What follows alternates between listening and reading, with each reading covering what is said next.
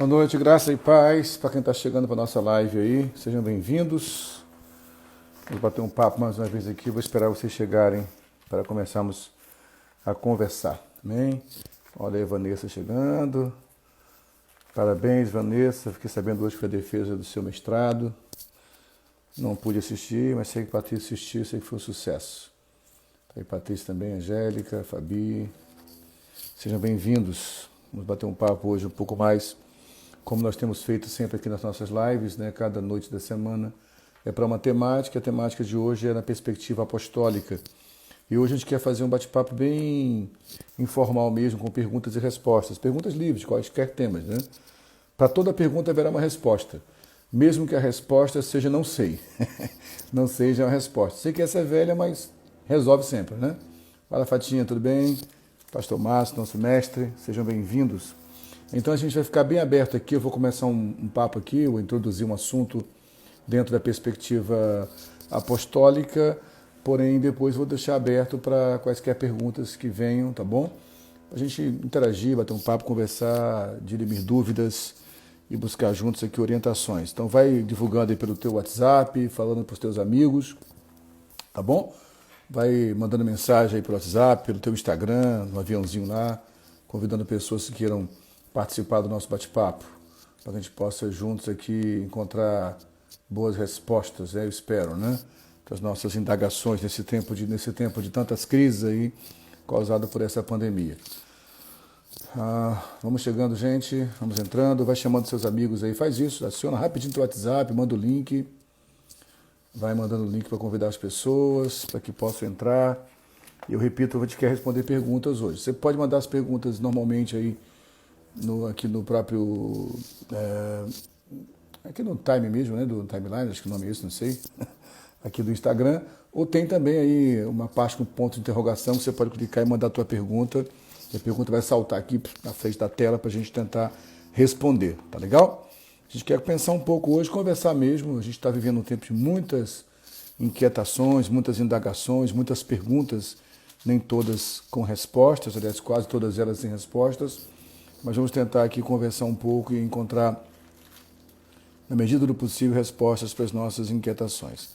Vamos começar com uma palavra de oração? Vamos orar ao Senhor e pedir a Deus direção para esse nosso bate-papo hoje aqui, esses 40, 50 minutos aqui no máximo de nosso bate-papo de quarta-feira à noite.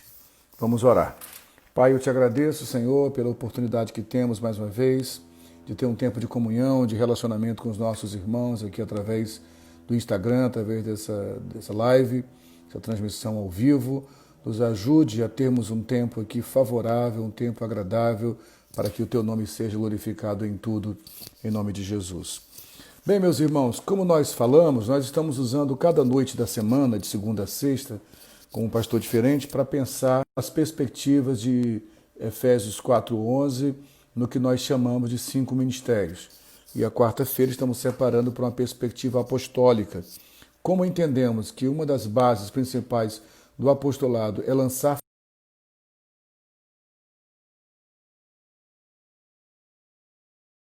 a internet, mas voltou, que são importantes para a nossa caminhada em Cristo, né? A gente vai tentar encontrar aqui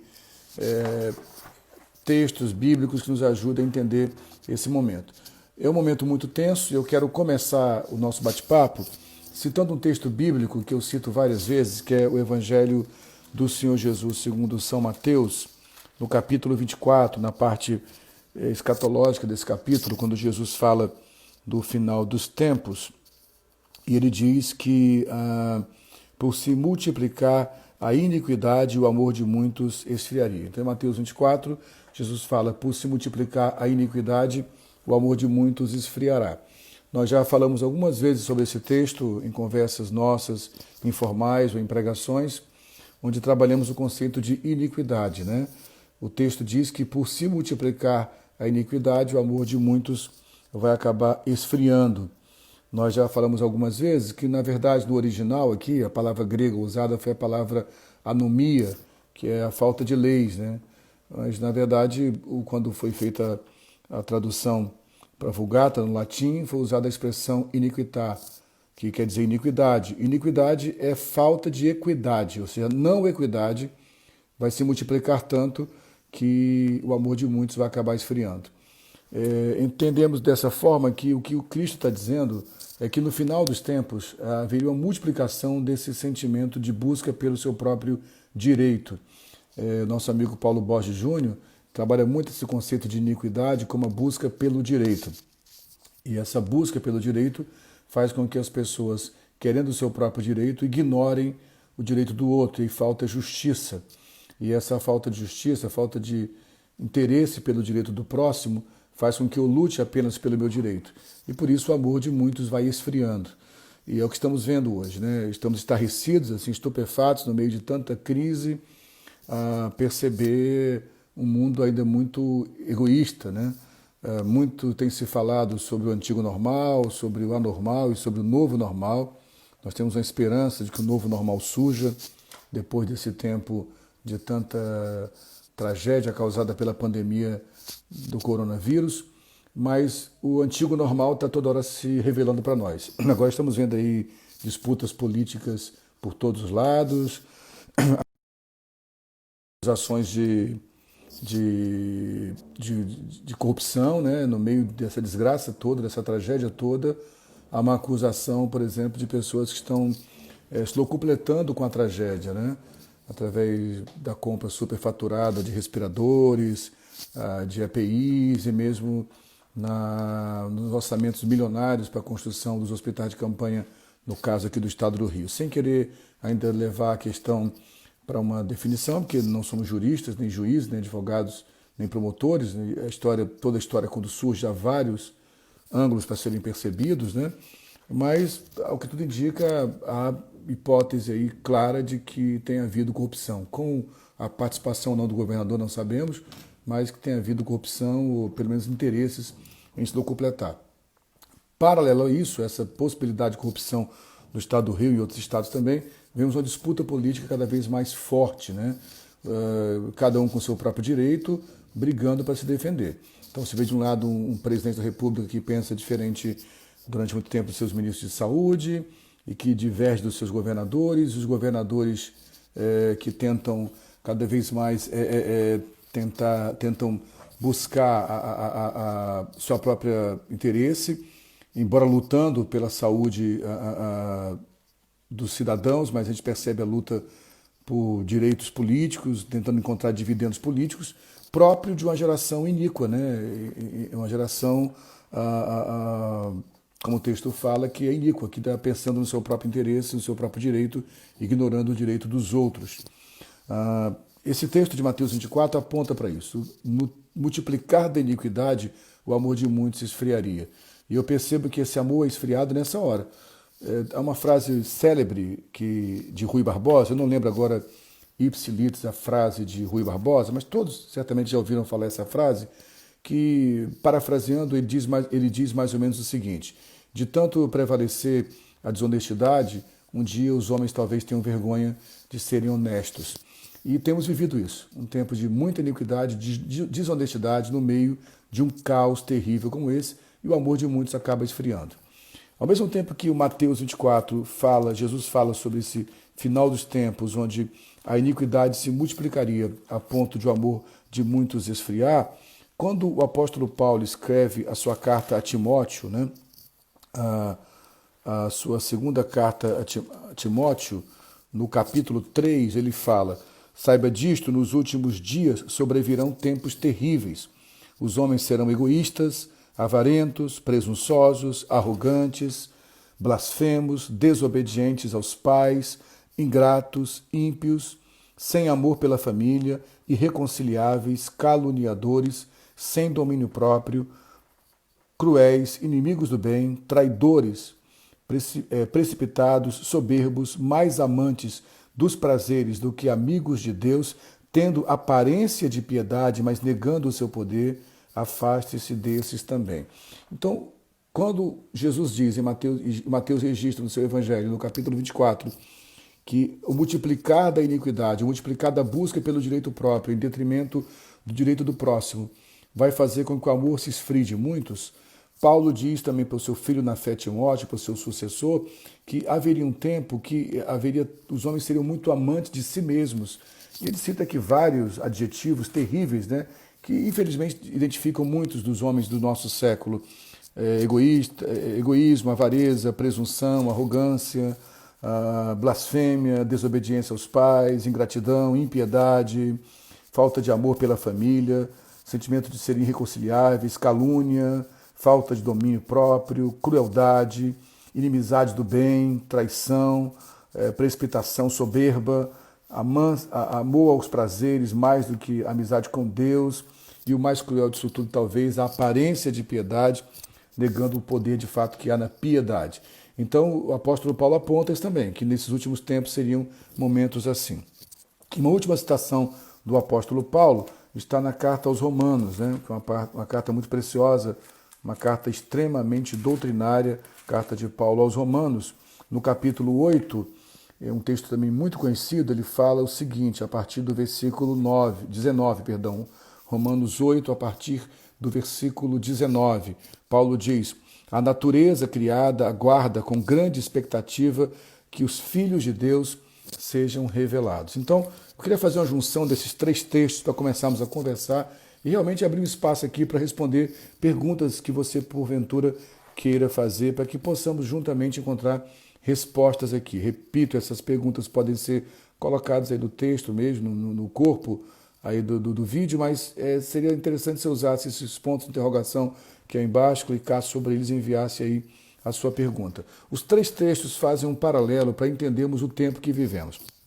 Um tempo de iniquidade, da falta de equidade, um tempo onde a busca pelo seu próprio direito pressupõe intrinsecamente nessa busca o menosprezo pelo direito do próximo, o menosprezo pelo direito do seu irmão, um momento de homens amantes de si mesmos, egoístas, que fariam tudo para o seu próprio interesse, e no meio disso tudo a natureza criada por Deus gemendo, aguardando a revelação dos filhos de Deus. Quando trazemos todos esses três textos, o texto de Mateus e os dois textos paulinos, tanto a Timóteo como aos Romanos, eu quero linkar isso com a perspectiva apostólica, que é a intenção das quartas-feiras. Já temos falado várias vezes aqui que quando falamos em ministério apostólico, não estamos aqui nos atendo a uma visão escalonada de posições ou de funções, uma visão hierárquica, nem piramidal, como se o apóstolo fosse o topo da pirâmide. Na verdade, falamos de apostolado com a perspectiva de fundamentos. É o ministério e a perspectiva apostólica que sustenta os outros 4 ministérios. A igreja é apostólica, como temos falado aqui, a essência da igreja é ser apostólica. Porque ela é apostólica, ela é profética, porque o profético revela a essência apostólica, e porque ela é apostólica e profética, entre o apostólico, que é o sim, e o profético, que é o amém, ao exercício da igreja, que é evangelizando, pastoreando e ensinando, formando uma cultura bíblica, apostólica e profética. Então, nós precisamos desse pensamento apostólico, e já explicamos aqui nos primeiros vídeos, nas primeiras transmissões sobre o ministério apostólico, que o apostolado tem a ver com a essência da palavra apóstolo, que é ser enviado com a missão a cumprir. A missão do apóstolo é lançar os fundamentos de quem o enviou, tá certo? Nós explicamos aqui no início, quando começamos a falar de apostolado, que a palavra apóstolo não é uma palavra religiosa, não é uma palavra cunhada por Cristo, pelo Cristo, não é uma palavra necessariamente cristã. A igreja cristã e a cultura cristã se apropriou de uma palavra muito comum na época que Jesus viveu na Terra. Nós explicamos aqui que o Império Romano ele mantinha a sua força, ele mantinha o seu poder através do medo, através da tirania, né? Havia o conceito da Pax Romana. Então, a Pax Romana era a ideia de que não havia conflitos durante o Império Romano. Não havia por motivos óbvios. Qualquer pessoa que se opunha ao imperador era torturado, muitos crucificados. Então, era fácil ter pessoas subservientes a um império quando suas estradas eram ladeadas por cruzes. e esse império do terror causava uma aparente paz. Mas para que essa aparente paz, essa Pax Romana fosse mantida, uma das formas que isso acontecia era quando o imperador César, que era visto pelos romanos como filho de Deus na terra, enviava os seus apóstolos, seus enviados com a missão, para ir às províncias do Império Romano declarar suas boas novas, seu evangelho, dar os seus comunicados. Então Cristo se apropria desses termos e usa o apóstolo como aquele que é enviado para levar as boas novas, o evangelho do Filho de Deus. E cada vez que ele leva essas boas novas, ele lança fundamentos.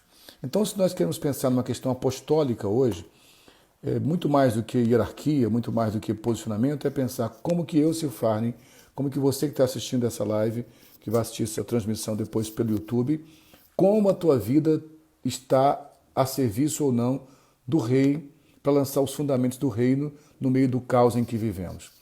Eu fico pensando o tempo que gastamos muitas vezes com discussões, muitas vezes teológicas, discussões acaloradas para defender pontos de vista divergentes na teologia, se a mesma energia nós gastamos para lançar os fundamentos do amor de Deus, por exemplo, pela humanidade. Se a mesma energia é gastada para que as pessoas possam perceber em nós a revelação do amor de Deus. Será que as pessoas conseguem ver na igreja esse grupo de pessoas que foram enviadas com a missão? Será que a minha vida exala esse aroma da revelação do Cristo para quem está perto de mim? Será que as pessoas que passam por mim, será que as pessoas que se relacionam comigo, saem desse encontro comigo marcadas pela marca ou pelos fundamentos do Evangelho, ou saem apenas mais vazias dos nossos encontros? Por isso a coisa é muito séria. Não se trata de uma questão religiosa, de uma questão clerical, não se trata de exercer uma função apostólica. Trata-se de pensar honestamente o que eu posso fazer para ser luz nessa hora, nesse momento de tanto caos. Será que há em mim uma palavra de esperança? Será que no meio de tanto desamor, devido à multiplicação da iniquidade, as pessoas à minha volta podem enxergar em mim alguém que de verdade exala amor e que por conta disso está disposto a abrir mão do seu direito pelo direito do próximo? Será que realmente a minha vida é uma vida entregue ao Senhor para que isso se cumpra? Sim, se isso está acontecendo, eu estou cumprindo o propósito e a missão. Se não, não adianta termos discussões religiosas, termos nossos templos lotados de pessoas, se elas saem vazias de propósito e de princípio. Eu preciso, de fato, pensar sobre isso. O que é ser apostólico? É no meio do que o apóstolo Paulo define, por exemplo, na sua segunda carta a Timóteo, que acabamos de ler aqui, no capítulo 3, não é isso? Vamos voltar mais uma vez aqui. Em 2 Timóteo, no capítulo 3, quando Paulo vem falando de todos os sinais dos últimos dias, se eu posso, assim como Paulo pede a Timóteo, no capítulo 3, já no final do capítulo 3, depois que ele relata toda a tragédia que o fim dos tempos estaria, homens arrogantes, desobedientes, blasfemos, egoístas, amantes de si mesmos, avarentos, presunçosos, traidores, ele fala no versículo 19, versículo 10, perdão, de 2 Timóteo 3, mas você tem seguido de perto o meu ensino, a minha conduta, o meu propósito, a minha fé, a minha paciência, o meu amor, a minha perseverança, as perseguições e os sofrimentos que enfrentei. Ele começa a contar então toda a sua história de sofrimentos e perseguições. A pergunta é, as próximas gerações e os meninos que hoje vivem conosco, será que tem em mim e você alguém que eles podem olhar e dizer, há uma referência ali, eu posso seguir de perto o seu ensino, mas não somente o seu ensino, a sua conduta também, o propósito da sua fé, a sua paciência, o seu amor, a sua perseverança, e até mesmo nas perseguições que ele sofre, eu posso aprender com ele. Quando falamos de uma igreja apostólica, nós estamos falando disso, de que as pessoas olhem para a igreja, e quando eu falo de igreja, evidentemente, não estamos falando de prédio, nem de CNPJ, nem de pessoa jurídica. Estamos falando de pessoas, de indivíduos que nasceram de novo, que foram comprados pelo sangue de Jesus, que tiveram suas vidas transformadas e que por isso podem sinalizar para os outros o que de fato é participante do reino de Deus e lançar assim os seus fundamentos. Meus amados irmãos, porque quando isso acontece, só tem um jeito. O apóstolo Paulo explica no capítulo 4 agora de 2 Timóteo. Esse é um dos textos que eu reputo como um dos textos mais emocionantes da Bíblia. Quem caminha comigo há mais tempo sabe que eu várias vezes citei 2 Timóteo 4 como um dos meus capítulos preferidos da Bíblia. Olha o que diz 2 Timóteo 4, versículo 1 em diante. Na presença de Deus e de Cristo Jesus, que há de julgar os vivos e os mortos, por sua manifestação e por seu reino, eu o exorto solenemente. Observe como Paulo inicia esse capítulo.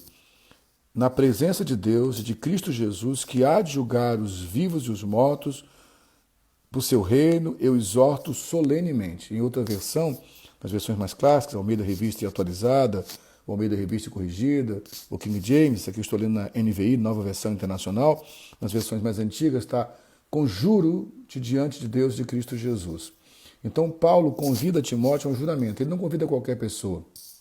Ele convida o jovem pastor que ele havia escolhido como provavelmente seu sucessor. E ele faz esse convite não em qualquer momento, no final da sua vida. Paulo está encerrando sua história. Então ele fala, eu te convido a um juramento. E o juramento é, pregue a palavra, versículo 2 do capítulo 4 de 2 Timóteo. Esteja preparado a tempo e fora de tempo. Repreenda, corrija, exorte com toda a paciência e doutrina, pois virá o tempo em que não suportarão a sã doutrina. Então Paulo faz um convite claro a Timóteo, no meio de todo esse caos do capítulo 3, no tempo, de acordo com Mateus 24, que as pessoas esfriaram seu amor pelo próximo, porque passaram a ser guiadas pela iniquidade, passaram a ser guiadas pelo seu próprio direito, pela busca do seu próprio direito. Nesse tempo, Timóteo, pregue a palavra, a tempo e fora de tempo, tendo a consciência do legado que você recebe. Esse capítulo, eu digo que ele é muito emocionante para mim, porque ele é o final da vida do apóstolo Paulo. No versículo 6, Paulo diz, eu já estou sendo derramado como uma oferta de bebida, como libação, né? Está próximo o tempo da minha partida. Depois ele encerra com um texto que é tão lindo, combati o bom combate, terminei a carreira e guardei a fé. Na nova tradução da linguagem de hoje está dito, eu fiz o melhor que pude. Então Paulo tem essa consciência que está encerrando a sua vida totalmente vazio. O que é ser uma igreja apostólica? O que é entender apostolado? É viver de tal forma que os fundamentos do reino te consumam, te esgotem completamente. Eu tenho andado muito inquieto em olhar para uma geração que se poupa demais. Uma geração que está sempre se poupando, que está sempre deixando uma reserva para amanhã e acaba não vivendo o único tempo que temos, que é o hoje. Vivendo intensamente os princípios do reino. Quando vivemos esse princípio de forma intensa, nós estamos o tempo inteiro exalando o cheiro do reino de Deus. Por isso, agora fechando com a carta de Paulo aos Romanos, capítulo 8, que lemos anteriormente, a esperança do apóstolo é que, nesse tempo de tanta angústia que a humanidade vive, os filhos de Deus sejam revelados. Que os filhos de Deus se revelem nessa hora, meus irmãos. E eu fico pensando, no meio de tanto caos, como podemos revelar os fundamentos do reino de Deus? E eu tenho tido convicção cada vez mais que não é com os nossos templos suntuosos, não é com o aparato evangélico de poder político, mas é com a vida de pessoas que realmente vivem o evangelho e que vão poder revelar aos próximos de si mesmos que evangelho é esse, para que assim possamos impactar quem está à nossa volta. Quando pensamos numa igreja apostólica, pensamos nisso, é uma igreja formada por pessoas que estão prontas a, no meio desse caos, ser luz para as nações. Amém, meus irmãos? Eu gostaria de deixar um espaço livre agora. Da outra vez que fizemos a live com perguntas e respostas, vieram poucas perguntas. Eu não vou insistir muito tempo. Se vierem perguntas, vamos respondê-las aqui. Senão a gente vai partir para o encerramento, tá bom? Mas a gente quer bater um papo respondendo suas dúvidas, porque eu sei que há muita gente com muitas dúvidas nessa hora e acaba não tendo respostas. Que o pastor Márcio pergunta, né? Uma pergunta aqui do pastor Márcio. Boa noite, meu pastor. Em Atos, os apóstolos foram cheios do Espírito Santo. Aqui não dá para ler a pergunta toda, vamos ver aqui.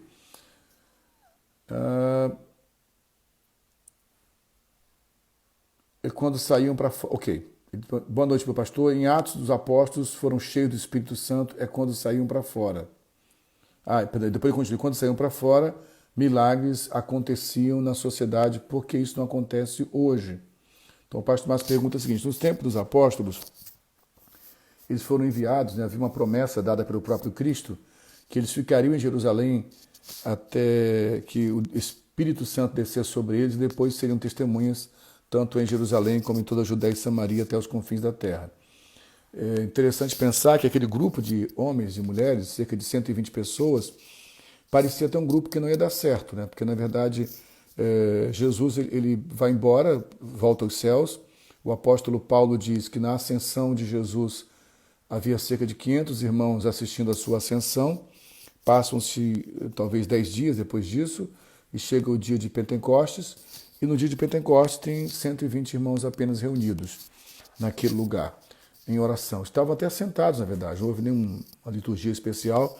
Estavam sentados ali no mesmo lugar, com o mesmo coração, e de repente desce o Espírito Santo sobre eles. São vistas línguas repartidas como que de fogo.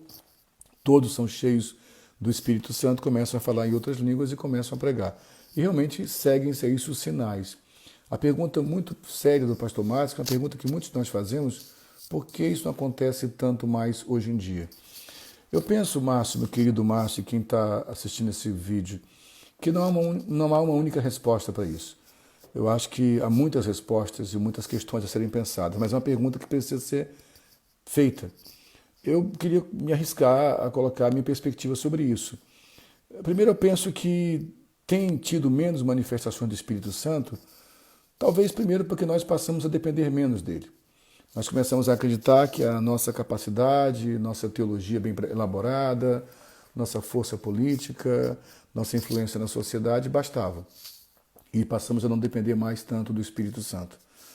Outra questão também é que nós geramos uma pseudo-onipotência. Desde a Revolução Industrial, ou um pouco antes disso, no surgimento do iluminismo, do modernismo, né, do humanismo moderno e das muitas ciências humanas, o ser humano já veio com a presunção de que se bastava a si mesmo com a sua intelectualidade, e o século XX coroou toda essa arrogância humana com as conquistas da tecnologia. Então, por exemplo, estamos agora aqui usando tecnologia que há algumas décadas atrás eram inimagináveis. Para que uma rede TV fizesse uma transmissão ao vivo era uma engenharia absurdamente pesada e cara. E você consegue hoje fazer. Estou no meu consultório, acabou o trabalho, nem voltei para casa, liguei aqui o celular e estou falando com vocês.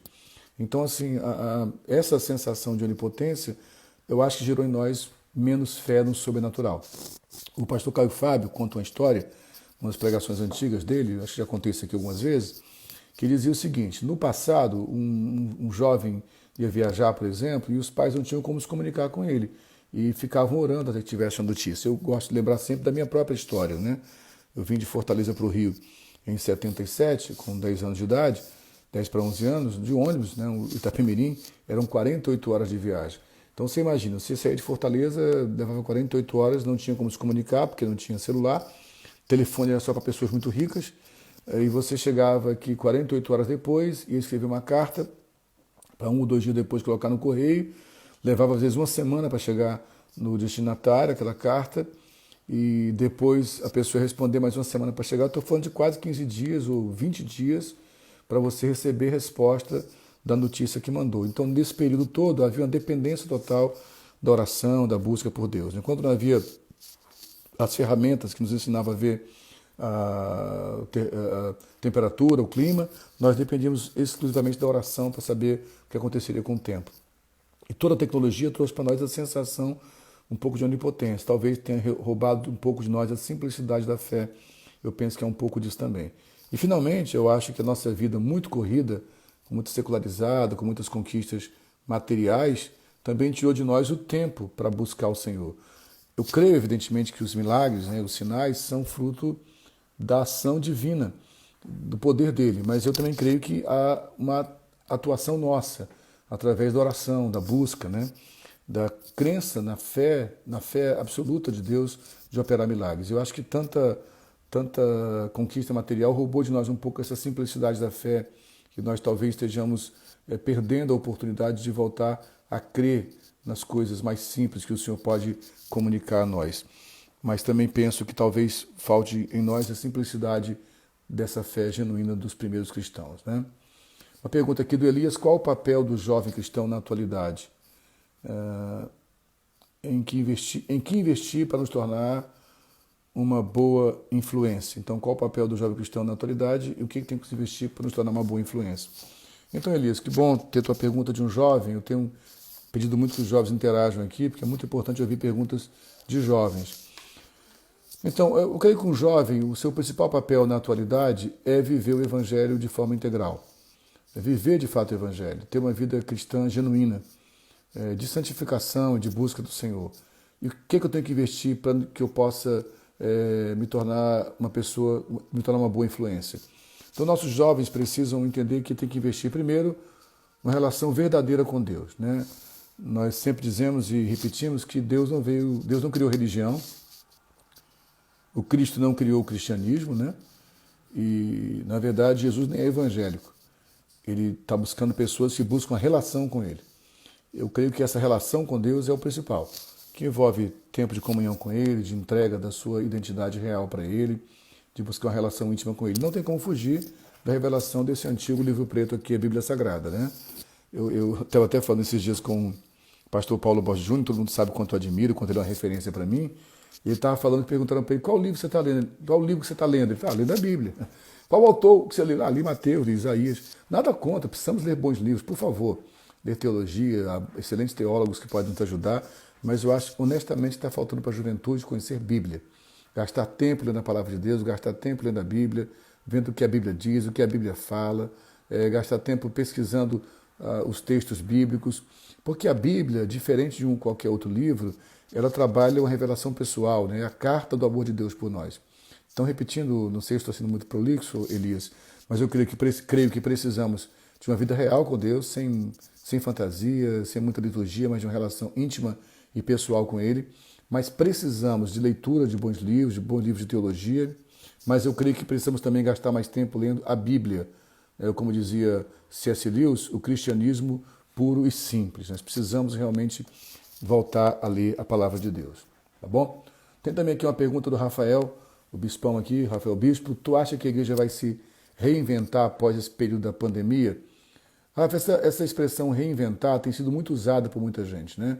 Tem sido muito falado hoje em dia sobre o que alguns chamam de o novo normal, né? Que é um novo normal surgindo para a sociedade. E como a igreja é um extrato da sociedade também, ela também vai enfrentar um novo normal. Agora, se ela precisa se reinventar, eu acho que, ou se ela vai se reinventar, eu não sei, eu sei que ela precisa. Se vai, eu não sei. Eu não tenho, honestamente, uma utopia de que vai ter uma mudança radical, mas eu tenho utopias. Acho que viver sem utopia, a vida fica chata, sabe? Se viver só com realismo duro e cru, nós precisamos da utopia, no sentido bom da palavra utopia, do desejo sincero, da meta para ser alcançada. Então, eu creio que a igreja precisa se reinventar. De várias formas. Eu não sei como é que vai ser essa reinvenção. Não creio, porém, Rafael, que haverá uma mudança drástica e intempestiva. É necessário que haja uma mudança processual, que já está acontecendo. Tá? E agora eu acredito que essa pandemia, de alguma forma, ela pode cooperar para que essa reinvenção seja mais intensificada. Por exemplo, vamos ter que usar mais isso aqui, né? Eu, por exemplo, sou um coroa de 53 anos de idade, que não era muito afeito à tecnologia. Quem me conhece sabe, eu fiquei muito tempo fora do Facebook, fora do Instagram, até porque tem muita coisa chata nesse ambiente mesmo, e às vezes você tem vontade de dar uma resposta, e eu acho que as redes sociais não são os melhores lugares para embates ideológicos ou políticos, né? Então eu tento evitar, mas eu estou me rendendo à necessidade de usar isso aqui, uma live, tem até que falar inglês, né? Por que a gente não fala transmissão ao vivo? Tem que usar live, mas isso é papo para outra prosa. Então, assim, na verdade, usando as transmissões ao vivo, as lives, como queiram, coisa que eu não usava antes. Então, a igreja vai ter que usar mais isso, eu penso. Haverá pessoas que vão estar muito ligadas ao mundo virtual, sem abrir mão dos encontros. Agora, vamos precisar de reinvenção. Eu tenho recomendado a muitas pessoas um livro que eu li esses dias, né? E que eu cito ele várias vezes aqui, que foi muito importante para mim. Nada de fantástico, teologicamente falando no livro, mas a vida do Francis Chan é muito exposta no livro Cartas à Igreja. E eu penso, Rafael e meus jovens, que vamos precisar de ver a igreja em pequenos grupos, cada vez mais fortalecida. O problema é que nós precisamos de mais jovens, como você e outros jovens também. Até isso vai linkar um pouco a pergunta do Elias também, que é outra forma de como os jovens podem ser relevantes nessa hora, é jovens que aceitem a sua vocação, o seu chamado pastoral. Há uma escassez de jovens querendo a vocação pastoral, porque a vocação pastoral foi confundida com emprego. Então a mente de escravo que foi forjada em nós fez com que nós pensássemos o ministério pastoral como profissão, como carreira profissional. Então o jovem só quer ser pastor desde que haja uma boa renda, haja um bom salário, ele quer alcançar a meta, entendeu?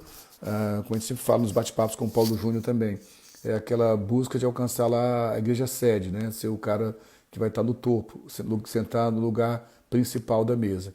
Mas nós precisamos de jovens que tenham um coração servil e que aceitem a sua vocação pastoral. Nós precisamos de jovens pastores que, de fato, entendam o seu chamado para cuidar de pequenos grupos, né? Que cuidar de gente e não fique preocupado em ter isso no salário.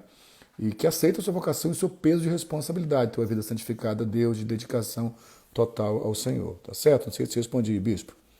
O Juninho aqui, lá da Escócia, quero mandar um abraço por distante aí rapidinho, Júnior, tá? O Fábio, meu irmão, lá de Fortaleza, a Tica, minha irmã de Fortaleza, entrou também, outros amigos entraram. O Júnior está lá na Escócia, pergunta: Silvio, acredita que haverá um aumento significativo de pessoas com chagas na alma pós-processo de pandemia? Cara, isso aí, sem dúvida alguma. Vocês sabem que eu milito fora do Ministério Pastoral na psicologia, né? E a gente está pronto para isso, a gente está se preparando já para encarar muita gente ferida emocionalmente, os transtornos vão aumentar por vários motivos, né? Nós já vivemos uma sociedade muito adoecida, né? Já muito adoecida. As pessoas que pesquisam o comportamento humano costumam dizer o seguinte, que o homem do século XVI, o homem da Idade Média, era um homem muito frustrado, né? Porque ele viveu em cima da mitologia religiosa, das crendices religiosas, do dogmatismo, do pragmatismo da religião. E quando surge ali o iluminismo, né? Há uma busca, há uma sede do homem se encontrar com as suas verdades. E aí surgem as ciências modernas, como já falei aqui. A reforma protestante foi importantíssima para essa revolução do pensamento humano, né? Com o surgimento do capitalismo, do humanismo moderno, das ciências humanas como psicologia, antropologia, sociologia, enfim. E o homem começou a buscar, de fato, se encontrar. Depois, como eu já falei aqui no começo do nosso papo, o século XX trouxe outra perspectiva, que foi a perspectiva materialista. A grande busca do século XX era provar que o ser humano não precisa de nada metafísico, nada espiritual. Tudo se resolve na matéria. E nós fomos conquistando coisas. O século XX foi maravilhoso, né? Nas conquistas tecnológicas, né? O computador, a internet, a viagem espacial, ao mesmo tempo como viajou para o espaço, viajou para dentro de si mesmo, digo biologicamente falando, né? Através da leitura do código do genoma, nós alcançamos avanços terríveis. Porém, os pesquisadores do comportamento humano dizem que a humanidade do século XXI, do terceiro milênio, é uma humanidade vazia de propósito. Então houve uma busca pela espiritualização, e isso cresceu muito. Só que as pessoas buscam resolver seus problemas do espírito na alma. E a alma tem o seu papel importante, e a psicologia entra nesse momento aí, mas a Bíblia fala que ela, a palavra de Deus, é uma espada afiada de dois gumes que vai até a divisão da alma e do espírito. Então, eu sou um psicólogo, acredito na psicologia, na terapia, como ferramenta de cura da alma, de resolver as questões do consciente, do inconsciente, das emoções, mas a cura completa do ser humano está no espírito, está na revelação da palavra. Então haverá uma busca maior depois desse tempo agora da pandemia, que já vivíamos de uma humanidade fragmentada emocionalmente, desfacelada emocionalmente, frustrada, porque as conquistas materiais do século XX não supriram as carências da humanidade, nem responderam suas questões, e não responderiam mesmo, porque nós precisamos de perguntas, para nos mover. Né? A vida não é respondida com respostas simples, porque a vida é complexa demais, mas nós precisamos entender que esse século XX gerou essas doenças todas. O século XXI veio tentando substituir a carência do espírito do homem, primeiro com questões almáticas, para a alma. Né? E muito da religiosidade é almática, até mesmo a liturgia evangélica é mais para a alma. Nada contra, veja bem, irmãos, nós temos as manifestações visceradas, as manifestações as emoções manifestas em nossos cultos, através da canção, da oração, amém. Porém, se nós limitarmos a nossa liturgia evangélica apenas às emoções, não haverá cura genuína, porque a cura está no espírito. O espírito é que é saudável. Então, houve a questão cultica, a busca pela espiritualização, mas também pelas terapias, as diversas terapias, não só a psicoterapia. Surgiu agora no século XXI uma figura que é muito contestada, que é a figura dos coaches, né, os life coaches, que tem o seu papel, tem a sua importância, mas foi gerado uma expectativa daquele ser a solução de tudo, e na verdade não está aí. A solução do homem está em Deus, porque a nossa busca é pelo Criador, nós viemos dele, né? A busca é pelo Pai.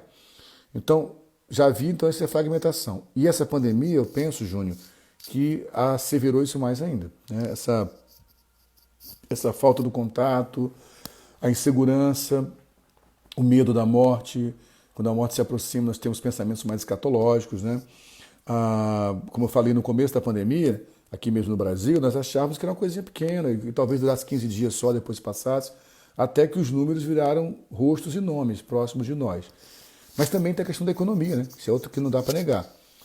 O nosso presidente aí, muitas vezes com pouquíssima sensibilidade e com a sensibilidade pesada demais às vezes, não sabe se expressar o penso, na minha humilde opinião, mas realmente a economia é uma questão que também é muito séria e está gerando desemprego, instabilidade econômica, empresas fechando. Então, sim, Júnior, sem querer ser mais prolixo na minha resposta, eu acredito que essa pandemia, ou pós-pandemia, trará muitas e muitas doenças emocionais.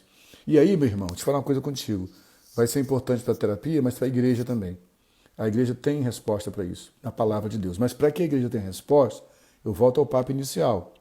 As perguntas tanto do Rafael Bispo como do meu Deus, deu branco aqui. Rafael Bispo e antes, perdão, ao Elias, né? Tanto Rafael Bispo quanto Elias. Vamos precisar que nós nos vejamos nesse lugar, vamos precisar de crentes mais bem resolvidos. Nós temos uma geração de crentes muito mal resolvidos, que se magoam por tudo, se ferem por tudo, estão o tempo inteiro buscando o culto ideal, né? Então, hoje o culto não foi bom. Isso tem que acabar, gente. Cadê o culto bom agora? Tem que cultuar aqui, ó, pela internet. Lá na igreja começou a fazer as lives com toda a instrumentalização, depois o próprio pessoal da música estava preocupado com contágio, optou só pela voz e violão, a voz e teclado. Nós simplificamos nossa liturgia. Então, essa dependência de um culto bom tem que acabar, gente. Culto é serviço, né?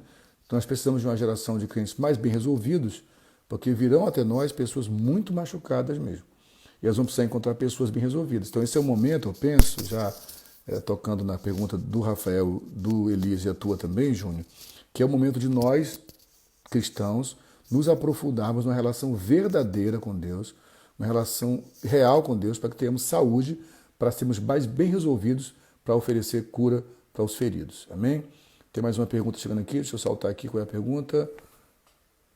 Não é pergunta, é a Tica mesmo, mais velha aqui, ó. Oi, pastor lindo, beijão, meu caçula. Valeu, Chica Maria. Você é minha irmã mais velha, Tica, né? Mandando um beijo pro caçula. Irmão sempre acha irmão bonito, então fazer o quê, né? Mas, obrigado, Tica. Eu tive essa semana, a gente está abrindo um parênteses aqui, uma live preciosa, um Zoom precioso com meus irmãos, porque no último dia 22 de maio, meu pai, se estivesse vivo, completaria um século de vida. Infelizmente, faleceu muito cedo, aos 63 anos. Então, minha irmã Tica está lá de Fortaleza, mandando um abraço. Um beijão, Tica Maria. Então, gente, é isso aí. Eu acho que este é o tempo de buscar saúde, entendeu, Júnior? Cada um de nós, eu, você, cada um de nós. Uma coisa que tem que ficar clara, gente. Acabar com esse mito de uma igreja perfeita. Não existe igreja perfeita. Eu sempre comento com as pessoas que vão caminhar na 100, eu digo, se você está procurando a igreja perfeita, desiste, que aqui você não vai encontrar. E se achar um lugar perfeito, me avisa para eu fugir de lá. Eu quero fugir desse lugar, porque não tem lugar perfeito aqui. Nós estamos em construção, em constante processo. Quando eu e você estivermos plenos, perfeitos, meu irmão, papai chama de volta para casa, porque a missão já foi cumprida, tá certo? Então aqui é um processo de crescimento constante. Então desistir da igreja perfeita e parar de buscar expectativa de ser realizado na igreja e fazer o contrário. Ir para a casa do Pai. Eu acho que nós deveríamos parar. Vê se você me entende, irmãos, por favor. Pode parecer um contrassenso, que eu comecei falando de milagres, eu creio em milagres, como o pastor Márcio falou, mas os milagres não devem ser para satisfazer o meu ego. A operação de milagres tem que ser para que eu possa revelar a glória de Deus para o meu irmão. Quando os milagres se tornam, desculpa o trocadilho infame, se tornam o show da fé, a coisa perdeu o sentido. Eu preciso viver milagre por amor ao meu irmão. Então eu preciso começar a orar, mudar um pouco a minha forma de orar. Em vez de, pai, eu preciso, eu quero. Por que tu vai domingo para o culto e fala, pai, o que o senhor quer de mim? Aí, pai, tô aí. O que tem que ser feito aí? Me ajuda aí. Me diz o que o senhor quer que eu faça aí para ajudar nessa missão. Porque é isso que a gente quer, é isso que o pai espera de nós, que nós nos ofereçamos como resposta, em vez de buscar respostas o tempo inteiro para as nossas questões mal resolvidas, né? Aqui o Gilson diz assim, culto padronizado, que quando não atinge a satisfação esperada, gera frustração. Quando, na verdade, no Espírito há liberdade. Ele que dirige isso aí, tá certo, Gilson, né? O texto bíblico deixa claro, onde há o Espírito do Senhor, essa palavra Espírito é um problema para mim, que eu falo rápido demais, né? Onde há o Espírito, onde há o Espírito do Senhor, aí é liberdade, é isso aí. Então tá certo, essa questão de um culto, mais uma vez, né? Nem tanto ao mar, nem tanto à terra. Nada contra o culto ser estético e ser belo, por favor, né? Até descobri aí uma página no Instagram que mandaram para mim aí com várias falhas nos cultos cristãos, que misericórdia. Então, um culto onde eu vou cantar, por exemplo, só lá o louvor, não dá certo. Então, no culto não precisa ser feio também, pelo amor de Deus, né? Eu entendo que é uma estética importante, um bom louvor, com qualidade, mas nós queremos tanto aparato, cara, porque a fé cristã é simples, né? A fé cristã é simples. Enquanto a religião judaica que apontava o distanciamento de Deus, tem todo aquele aparato, né? Os sacerdotes, o santo dos santos, o santuário, o véu do templo, a roupa sacerdotal cheia de regras. Se você olhar algumas religiosidades, eu costumo dizer que algumas liturgias de outras religiões são mais belas, né? O budismo, aquele monte de incenso, aquele monte de roupa, o Hare Krishna, o próprio candomblé, Umbanda, aquelas músicas afros, né? Aquele monte de roupa colorida das entidades das religiões afro, são muito fantásticas. Mesmo o culto católico, com velas, incenso, imagem, escultura, a fé cristã é simples, é crer em Deus, você pode se reunir embaixo de uma árvore, dentro de um trem, aqui, através de uma live. Então a simplicidade da fé tem tirado de nós essa necessidade de buscar uma coisa muito espetacular, muito maravilhosa, estética para os nossos cultos. E como disse aí, tanto o Aldo, e dizendo que o amor é o melhor que milagres, e o Júnior repete, expressar amor em nosso tempo já é um milagre por si só, é isso mesmo, cara. De novo, nós não abrimos mão dos milagres, amém? Eu queria que isso fosse um ponto passivo, porque os sinais seguirão os que crerem. Nós não somos sensacionistas. Nós cremos que os milagres ainda acontecem nos dias de hoje. Mas eu não posso ficar dependente de milagres porque sou uma pessoa mal resolvida. Os milagres têm que ser apenas consequência do meu amor ao próximo. E sim, o maior milagre é amar o próximo. Aliás, a lei dizia amar o próximo como a si mesmo, e Jesus dá um novo mandamento, que vocês se amem assim como eu amei vocês, né? Meu irmão Fábio, lá de Fortaleza, beleza, negão? Ele coloca aqui, o crente que vai na sua igreja e fala que o culto foi chato, esse crente precisa se converter, que essa pregação é uma grande aula. Tá falando da minha igreja? Não, rapaz, mas toda igreja vai ter culto chato também, relaxa, cara. Tem hora que louvor não rola, tem hora que a pregação também não rola, né? A gente pensa que pregou muito e sai só água com açúcar.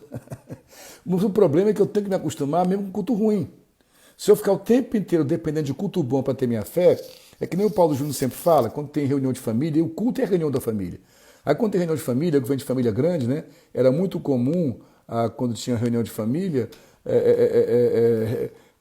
aí tem aquela tia que leva aquele doce que não é muito bom, que faz aquele arroz que é meio unidos venceremos, mas tua mãe fala, menino, come, não fala mal não, que é a tia Chiquita que fez o arroz lá, não fala mal do arroz da tia Maricota não, e você tinha que comer e engolir seco, porque é família, né? Então às vezes no culto, na liturgia do culto, vai ter alguém que não canta tão bem, que não tem uma pregação tão eloquente. Glória a Deus por ter a oportunidade de ouvir alguém que não tem tanta eloquência, irmãos, né? Às vezes aprendemos muito mais com alguém sem eloquência do que alguém com eloquência. Então tem hora que tem que saber viver de culto ruim também. E está pleno no Senhor. Você acha que o culto dos irmãos que são perseguidos lá na China é bom, gente? Os caras se reúnem em porões, né? Se reúnem em lugares sem nenhum apetrecho, às vezes tem porções da Bíblia apenas. Era culto bom de Paulo e Silas, gente, naquele cárcere lá inferior, acorrentado, depois de uma chibatada de chicote, e à meia-noite os caras cantando. Então, culto é bom ou ruim, pouco importa, o importante é estar servindo ao Senhor. Eu acho que uma igreja bem resolvida vai ser resposta para essa geração pós-pandemia. Amém, gente? Estamos encerrando já aqui, estamos com 50 minutos, então se ideia nossas lives não serem mais tão longas assim, se tornam enfadonhas, né? Se ficou um gostinho de quero mais, fica para a próxima, tá bom? Quarta-feira que vem está de volta aqui para voltar a falar sobre apostolado, mas amanhã nós vamos ter aqui novamente a nossa live. Amanhã é quinta-feira, é live com o pastor Cláudio Almeida, do Ministério de Intercessão e Batalha Espiritual. É a live sobre a área de libertação que tem a ver com evangelismo. E na sexta-feira, pastor Hudson Buller, na Pastoral da Quarentena, falando mais uma vez sobre o Ministério Pastoral, sempre às 20 horas. E no sábado, às 18 horas, vamos ter aí a rede de homens, né, com o nosso diácono Messias. Vai ter uma surpresa com mais outro irmão aí, compartilhando essa live de sábado às 18 horas. E às 10 horas o culto de celebração no domingo. Eu também quero convidar você, se você quiser, amanhã eu vou ter uma live às 8... Amanhã? Não, perdão, na sexta-feira. Sexta-feira eu vou ter uma live às 8h30 da manhã com o pessoal do Ministério Sal da Terra de Uberlândia, com o Mauro e a Maísa, né? Vai ser uma live sobre casamento, tema Amando como Gente Grande, vai ser às 8h30 da manhã, vai ser pelo meu Instagram, pelo @silfarney, né? sil_farney, que é o meu próprio Instagram, não vai ser o Instagram da igreja não, tá bom? Então se você quiser, vai ser bom. Um beijão para minha cunhada, sim, para Dani, esposa do Fábio. Amo você, Dani. Um beijão para você que ficou até aqui assistindo. Eu vi que o Vavá entrou aí, Wagner Vieira Guimarães, Vavá. Isso aí, Vavá, vamos acordar, tem tempo, meu irmão. Falou? Eu quero encerrar com oração, agradecendo por esse tempo juntos e pedindo que vocês orem por nós.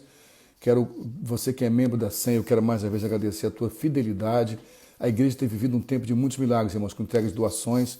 Já foram mais de 100 cestas básicas esse mês, né, entregues a membros da igreja, a vizinhos que congregam, que moram perto da igreja, que é a nossa igreja, né?